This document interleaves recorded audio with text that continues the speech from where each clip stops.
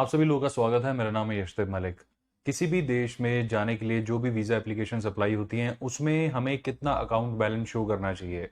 हमें यूके जाना है, कनाडा जाना है, कितना शो करें, शेंगन में जाना है, कितना शो करें, ऑस्ट्रेलिया, न्यूजीलैंड या जापान, कोरिया, तो कितना अकाउंट में बैलेंस होना चाहिए जिससे हमारा वीज़ा लग जाए। अगर स्पॉन्सरशिप पे जाएं तो कितना बैलेंस शो करें, इन्विटेशन पे जाएं तो कितना करें, अकेले जाएं तो कितना करें, फैमिली के साथ जाएं तो कितना होना चाहिए। ऐसे क्वेश्चंस आपको ऑलमोस्ट हर वीडियो पे उसके कमेंट बॉक्स में मिल जाएंगे।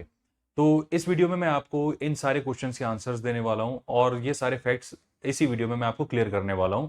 तो इस वीडियो को एंड तक जरूर देखिए ताकि ये चीज़ें आपको अच्छे से क्लियर हो जाए।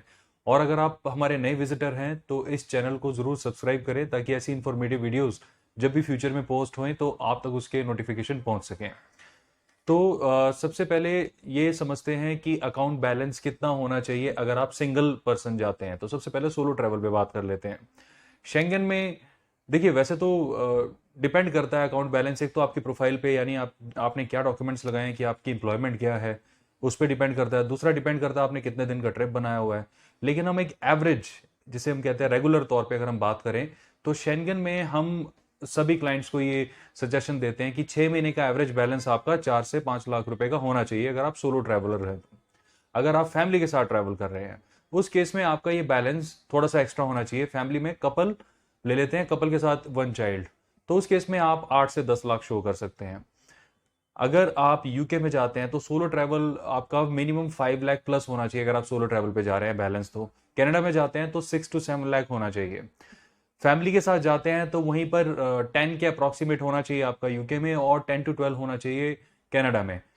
देखिए जो भी मैं फिगर्स बता रहा हूँ इसका मतलब ये नहीं है कि आपको ये अकाउंट बैलेंस हर हालत में मेंटेन करना है, नहीं करेंगे तो वीज़ा नहीं मिलेगा। ऐसा बिल्कुल भी नहीं है। मैं सिर्फ आपको एक एक्सेप्शनली कैलकुलेशन बता रहा हूँ, एक एक्सेप्शनल कैलकुलेशन बता रहा हूँ जो वाइडली एक्सेप्टेड है।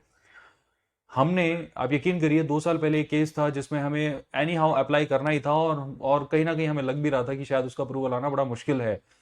और हम अपने क्लाइंट से कह भी रहे थे कि सर आप थोड़ा सा अवॉइड करें क्योंकि हमें ऐसा लगता है कि इस बार आपका अप्रूवल आना थोड़ा सा मुश्किल है। बट समहाउ हमने वो अप्लाई फिर भी कर दिया। सर्कमस्टांसेस ऐसे थे, उनके अकाउंट में सिर्फ 80,000 बैलेंस था। फ्रांस का वीजा हमने लगाया था, 2018 के जनवरी की बात है, और उनका वीजा अप्रूव हो गया था। 80s में बैलेंस था, 80,000 समथिंग। वो सोलो ट्रैवलर थे, थोड़ी बहुत ट्रैवल हिस्ट्री भी थी।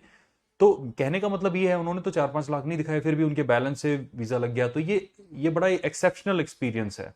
ऐसा और कोई एक्सपीरियंस नहीं है। कम बैलेंस में आमतौर पे वीजा रिफ्यूज ही होते हैं क्योंकि उनको ऐसा लगता है कि इनके पास प्रॉपर फाइनेंसेस नहीं है।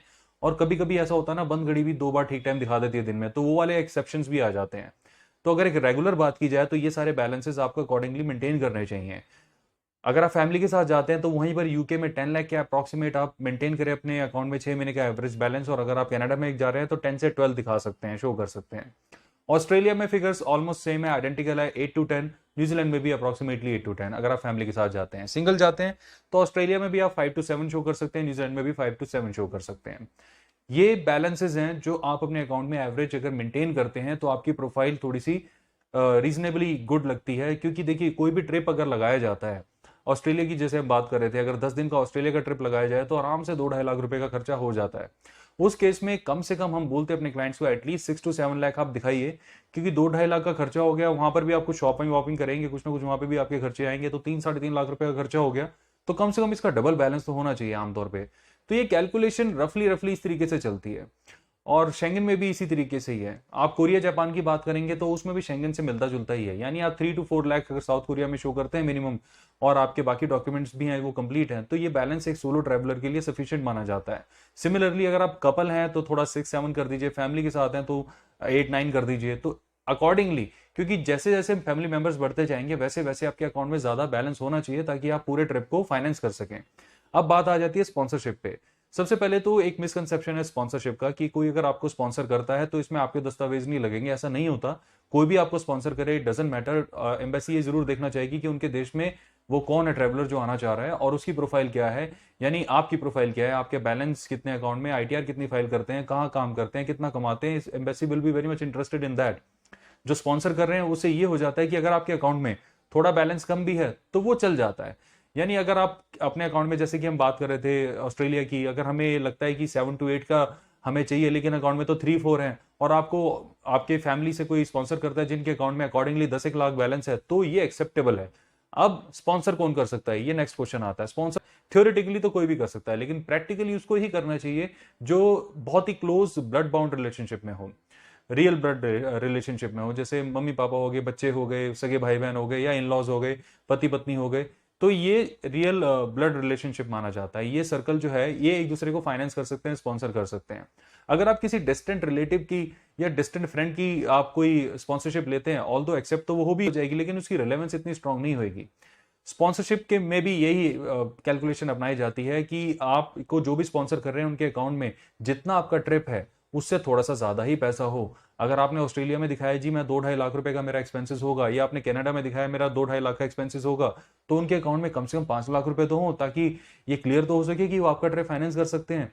अगर आप 2 लोग जा रहे हैं तब स्पॉन्सरशिप ले रहे हैं, तो 2 लोग के हिसाब से तो उनके अकाउंट में 8-10 लाख होने चाहिए। तो ये बहुत बड़ी गलती लोग करते हैं जब किसी से स्पॉन्सरशिप लेते हैं, क्योंकि जो बंदा स्पॉन्सर कर रहा होता है शायद उनके अकाउंट में इतना रीजनेबल बैलेंस नहीं होता, और अच्छी खासी प्रोफाइल को भी नेगेटिव रिजल्ट देखने को मिल जाते हैं। तो ये सारे बैलेंसेस अकॉर्डिंगली अगर आप मेंटेन करेंगे तो आपको पॉजिटिव रिजल्ट्स मिलने की बहुत बहुत उम्मीद है। काफी सारे क्वेश्चंस इनकम को लेकर भी आ रहे हैं। अब इनकम एक थोड़ा सा कॉम्प्लिकेटेड सब्जेक्ट है जिसके ऊपर मैं फ्रेश इंफॉर्मेशन अपलोड करूंगा आने वाले दिनों में। उसमें मैं आपको बताऊंगा कितनी इनकम होनी चाहिए, किस देश के वीजा के लिए क्या इनकम सही मानी जाती है, और कैसे कैसे आप उसका एडवांटेज ले सकते हैं अपनी प्रोफाइल्स में, और कैसे वीजा अपने अप्रूवल करवा सकते हैं। तो फिलहाल अकाउंट बैलेंस कितने किस देश के लिए क्या होते हैं, कितने अकॉर्डिंगली कैसे चाहिए, तो मुझे पूरी उम्मीद है इस वीडियो से आपको उसका आइडिया हो गया होगा और ये पिक्चर आपकी क्लियर हो गई होगी। अब भी फ्यूचर में अपडेट्स जैसे रिसेंटली हम लोगों ने दिए थे, काफी सारे एम्बेसीज के अवेटेड हैं नेक्स्ट वीक में अपडेट्स आने, तो जैसे ही वो अपडेट्स आएंगे तुरंत मैं आपको उसके भी अपडेशंस ला के दूंगा। अपना समय देने के लिए बहुत बहुत धन्यवाद। Thank you and have a nice day. Bye bye.